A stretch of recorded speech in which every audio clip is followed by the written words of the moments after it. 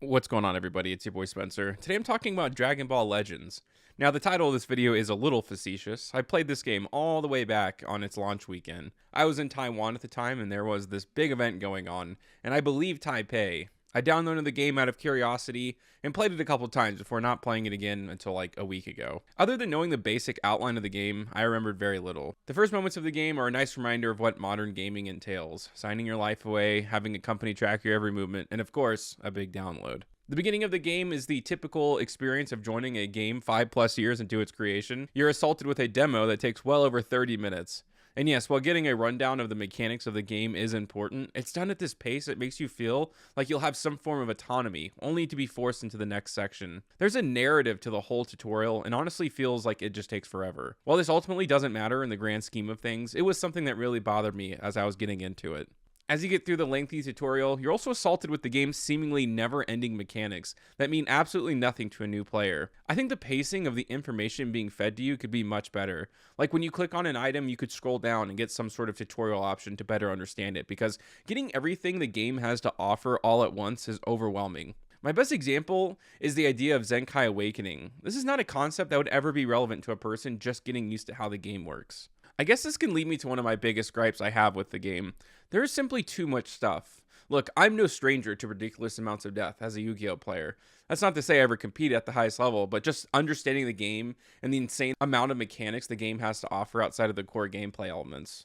With this in mind, there are just one too many items to acquire in the game, and it could be condensed, especially when you find out most items are an avenue to be condensed in the other ones. You get bells, zenny, tickets, gravity machine energy, pizza, weights, and that's barely scratching the surface. Why can't there be something like workout tokens? This concept extends to upgrading your characters. There are like 6 variations of upgrade souls for each color. There's no reason you can't have red and green souls for the entire upgrade process. It feels like a dumb, arbitrary barrier to this whole thing. If the influx of these souls would be too much in this simplified system, you can easily just give out less of them.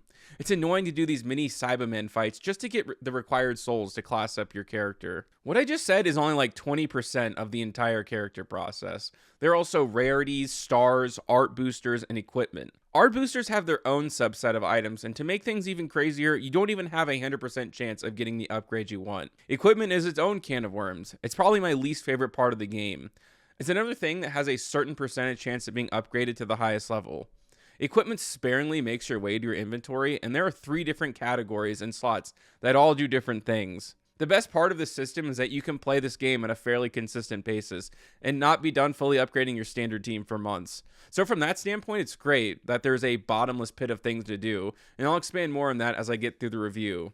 Still, this equipment part in particular bothers me the most because the last thing I'm thinking about is sorting through the endless list of equipment that has no distinction from one another, as they're only JPEGs. From what I've heard, auto-equipping things to your team is not a good idea, and that sucks. Even after everything I've just said, I'm only like 80% there. The way you build your team has so many nuances, and each character also has their own extremely unique quirks that you can read about in novel form. All of this is ultimately fine. It just means you can't put the strongest characters in one team and expect to win every game. There's also a lot of utility to the characters you put on your bench. And again, I think this is a big positive. It's just when you combine it with all these other things I talked about, it feels like a little too much in my opinion. I'm sure for people who play this game as their main focus, like, don't feel this way, but that's just kind of how I see it as a casual player. Alright, wow, from what I've said, you would think I hate this game with a burning passion, but that's not true at all. I actually think this game is unbelievably good from a free-to-play perspective. The game is extremely generous when it comes to giving you items and the in-game currency as a new player. Comparing it to something like Duel Links really puts it into perspective. You literally can't make a half-competent deck for free on there, and if you're interested in any sort of competitive deck, you might as well forget it. On Legends, you can confidently make a B-tier team for like $8, and that's really an amazing thing. Now, if you want to compete at the highest level, then obviously that's not going to cut it. At the same time, I wouldn't expect you to be able to do that. This is a free-to-play game, and all of its money is generated through microtransactions. The quality of the animations and overall presentation of the game justifies that. There's also a collectible side of things too, so you want there to be some sort of financial value to the characters you own, if this is a game you really care about. Now, how fair the summoning character drop rates are, I can't say, because like I said, outside of the introductory one-time thing of $8 to get some Legend Limited cards, I haven't spent a penny on this app. So let's finally talk about the most important part of the game, the gameplay. I'm genuinely impressed at the depth of the fighting mechanics. It masterfully blends animation and resource management. It feels better than the gameplay of Xenoverse 2 in my opinion. There are very little awkward moments like you see in that game where your character will just be out of reach of your enemy and you'll be punching the air like an idiot, or your teammates will mess up your combo, or your ultra attack just misses in a way that feels bad. In Legends, everything is strategic down to cover changes to movement to timing. The more unique characters have these ways to make them feel completely different, despite working under the same simple control scheme. The visuals, especially for a mobile game, are incredible. The art style of the game fits perfectly with the show, and everything moves at a buttery, smooth pace. Overall, I don't have really too much to say about this, other than that it's what makes the game so fun to play. It's what draws me to the game over something like Dokkan Battle, where combat feels really lame. Legends is a legit fighting game with game mechanics tailor-made for mobile devices. Again, to compare this game to Duel Links, which in my opinion has no viable single-player content. The computer AI in that game is so awful, it's not worth playing at all. In Legends, the story mode seems ever expanding, and upgrading the main character, Shallot, feels gradual and earned. I found that you'll max out Shallot in about the first hour of the game. That means he'll be stronger than anyone in the entire first book, making it really anticlimactic. He'll one-shot Raditz, only to be greeted with a cutscene where Shallot looks like he got destroyed in battle. From what I understand, there's a way to level cap yourself to make things more even, but I didn't find this out until much later, and it also seems lame in a way I can't really describe. The gradual and earned part of Shallot's growth that I mentioned comes along with upgrading his rarity and stat system, because I quickly found out that Shallot in hero rarity is a complete potato, despite being my most upgraded character in the entire game. Still, I know that by the time I finish the single player campaign, I believe Shallot will be of sparking rarity. It's cool to see that growth along with the transformations he can undergo. As for the story itself, it's a bit of a mixed bag. The one thing I dislike the most about it is the over egregious amount of filler. While that certainly fits the anime narrative, it slows down the pace of the game. I can only fight so many Cybermen and Fortnite default Frieza goons before I get annoyed. The issue is only compounded because there are some really interesting parts to the narrative and side stories. There is a section of the game dedicated to Frieza.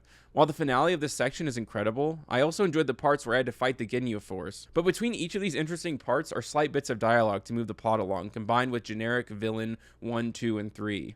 You just want to get it over with so you can get to the good stuff. Much of the dialogue, and by extension the story itself, feels a lot like fan fiction. I mean, yes, that's essentially what this is, but if you have played it yourself, you know what I mean when I say that it has a fan fiction type of vibe. That doesn't stop it from having some great moments though. You get character depth from side characters like Nappa and Captain Ginyu. Those are by far the best parts of the story for me, especially Nappa, who's a really cool character that has really been forgotten with time. You see Vegeta and Nappa develop in what can be essentially be described as a different timeline if things went differently in the Saiyan saga. I like the main character Shallot, although he's way too similar to Goku in my opinion. A Saiyan who has forgotten his identity, likes to eat a lot, and wants to get stronger. I'm still early in the game, so I hope that I see more of a divergence as the story goes on. Most of the story is told through PNGs and dialogue boxes. I mean, yeah, that makes sense considering it's a mobile game, so in order for it not to be a massive file, that has to be the case. I actually prefer it to some of the cutscenes in Xenoverse. I hate it when characters just emote in that game. It looks awful. The punch animations in the Legends games feels pretty lame, but it gets the job done well enough. Every once in a while you get an animated cutscene that looks amazing. The only problem is that I found myself wishing for more because it adds so much to the story. The best example I can give is Shallot going Super Saiyan for the first time. The game butchers the climactic moment, only to show you a cool animation right after. It's like, dude, just lead with the animation. It's so much better. Again, to put things in perspective though, the fact that you have this really in-depth story mode for a game centered around its multiplayer, it's borderline unmatched on the mobile scene. It's really its own story compared to most of Xenoverse, where it's like, hey, what if this moment had this character? Then you stop that thing from happening and move on. That's not to say there aren't peak moments like future Gohan talking to Goku, but those feel rare compared to what you're getting here. Let's explore the rest of what the game has to offer, and again, the depth is unbelievable. For an offline experience, it's everything a free-to-play player could ever want and more. There's so many different challenges you can complete, and it'll take any casual player like at least months to sort through.